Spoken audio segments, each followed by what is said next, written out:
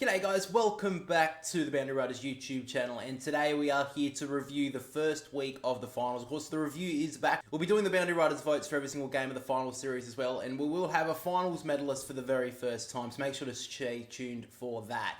But of course, a great final series that we were set up for. In the first game, a bit of a surprise, I would say, on the winners front, but what an absolute shellacking the Cats gave the Power in the end. Port Adelaide online now to potentially go out in straight sets once again. The Cats look really good, and they're setting themselves up for a bit of a Premiership push. They won in the end by a whopping 84 points over Port Adelaide away from home. Brilliant performance from them.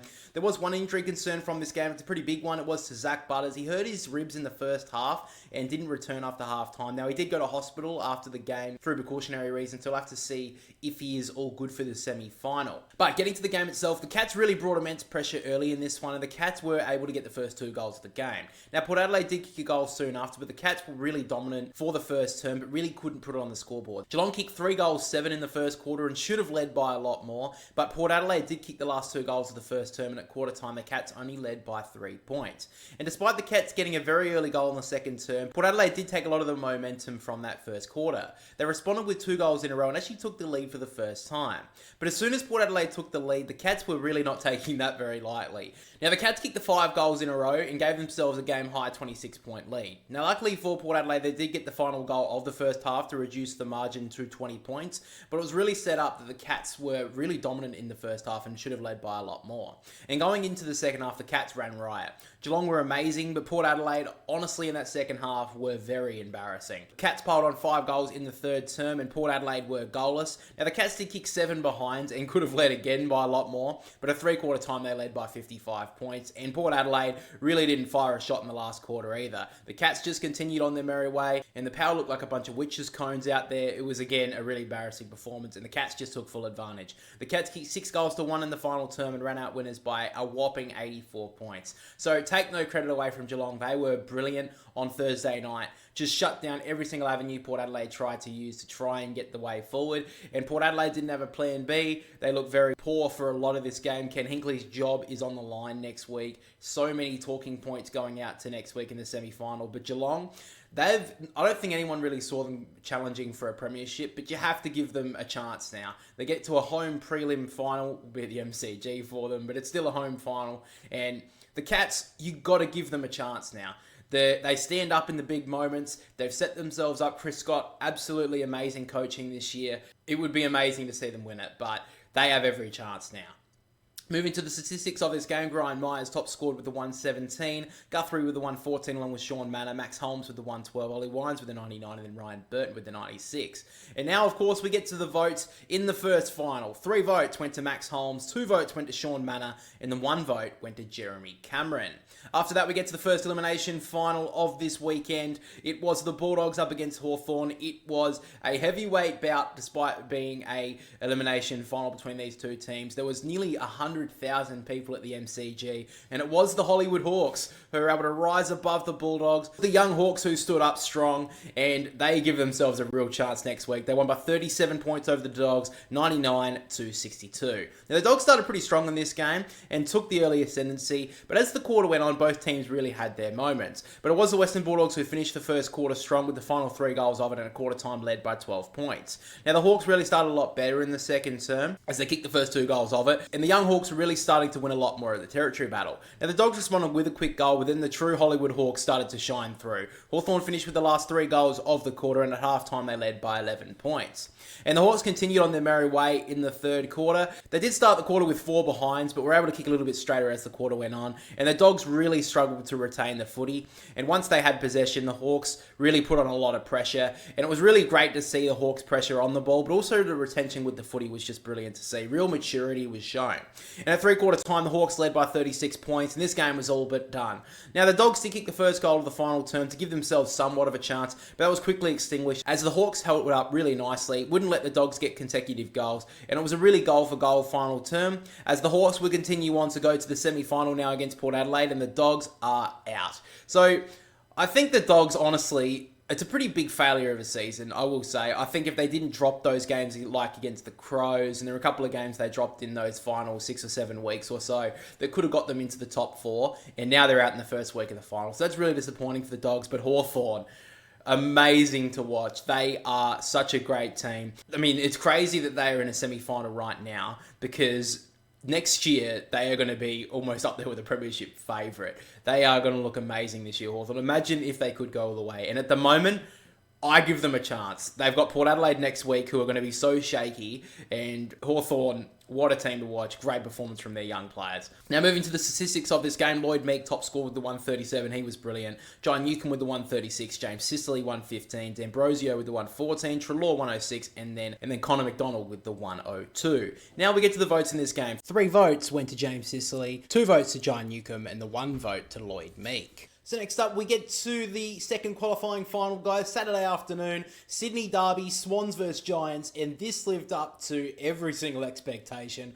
What a final it was. The Giants, who led all afternoon, were caught up by the Swans in the end, who showed a little bit of class. Isaac Heaney led from the front, and the Swans won by 6 points in the end. 88 to the Swans, 82 to the Giants. Now, the Giants started brilliantly in this game. They were immense with their pressure, and the Swans couldn't get their ball moving forward at all, and the Giants just kept them crabbing across the ground for a lot of the first quarter, and pretty much for the first half.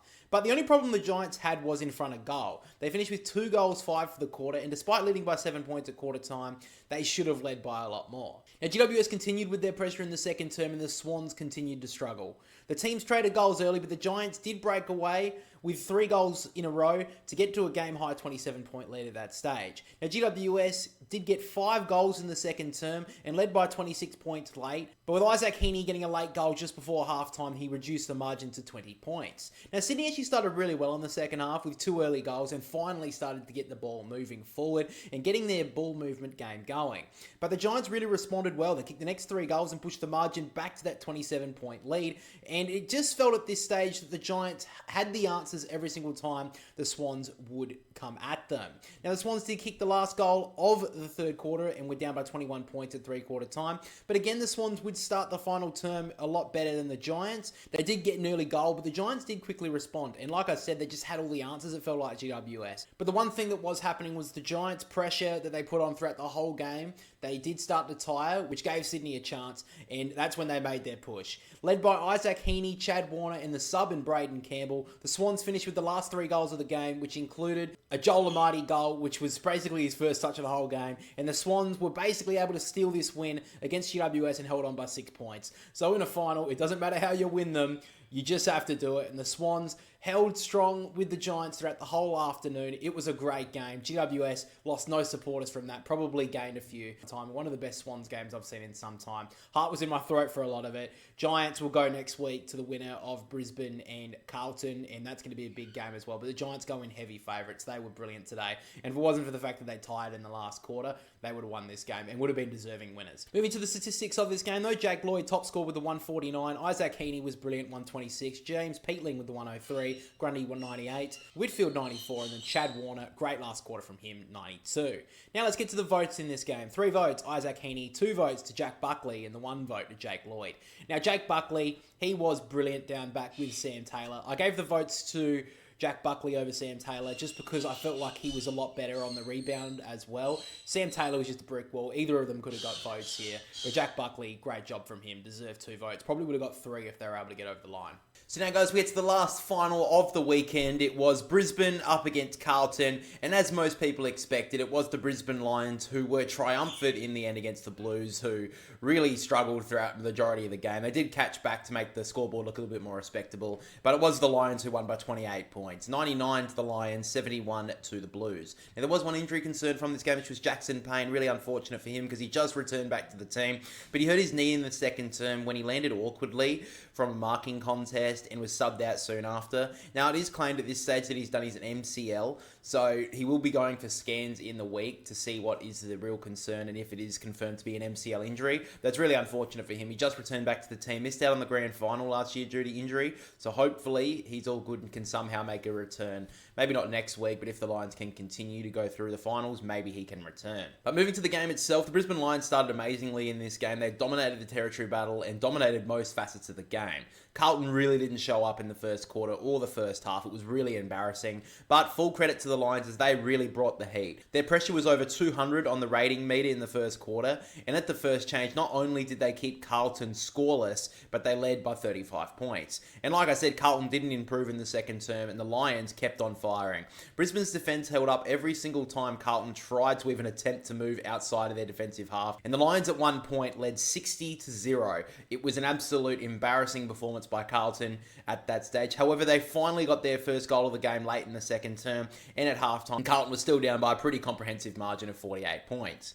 Now, the Blues started pretty well in the third quarter with the first 3 goals to make it 5 in a row either side of halftime, and did give themselves maybe a slight chance of a comeback, but just couldn't continue to get closer when they really needed to. And the only reason why Brisbane didn't put this game to bed earlier was the fact that they didn't kick straight, as they've done for a lot of the last month of footy. They just couldn't finish the job when they needed to. They kicked 1 goal 5 in the third term, and it just needs to improve, because if it doesn't, they're going to struggle next week against the Giants. But at 3/4 time, the Lions still led comfortably by 40 points. But heading into the final term, the Blues did kick the first 2 goals of it to give themselves maybe a sneaky chance, but the Lions finally put the game to bed, finishing with 4 of the next 5 goals to put this game to bed. And the Blues did finish with the last 3 goals of the game to put some respectability onto the scoreboard. But in a final, it doesn't really matter how much you win by, it's the fact that you win, and the Lions walk away winners by 28 points. So it was a good victory from Brisbane. Their first half was comprehensive, but I think Carlton really lived up to the expectation if they were making up the numbers. I know they made a lot of changes, throwing all caution to the wind, but Carlton really making up the numbers in the end. Would have been interesting to see if Fremantle did make the finals, how they would have done. But Brisbane, I still give them a chance of being able to go all the way. I feel like I'm the only one at this point.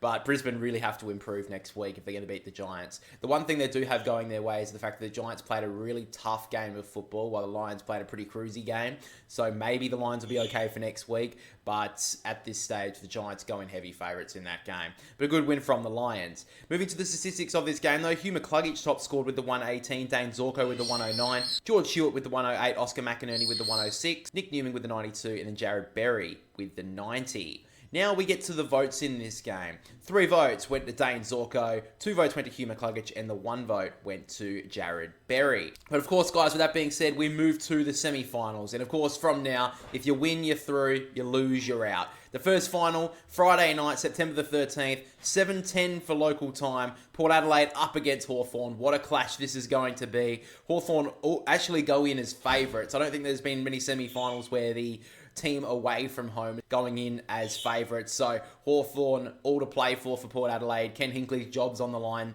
on that game as well. And then Saturday night, massive game, Giants v Brisbane. A lot of people would have expected these two to be going up against each other in the next game, but it's all to play for. GWS, if they go out in straight sets, it's going to be a failure of a season, in my opinion. Brisbane, they lose as well, probably a failure for them. So whoever loses this game, from the expectations at the start of the year, both teams, whoever loses it, really go down as a failure of a season. So we'll really see how that plays out. Early predictions at this stage, I'm actually going to be going for Hawthorn in that first final. And the second one, I'm probably going to go the Giants just because it's at home.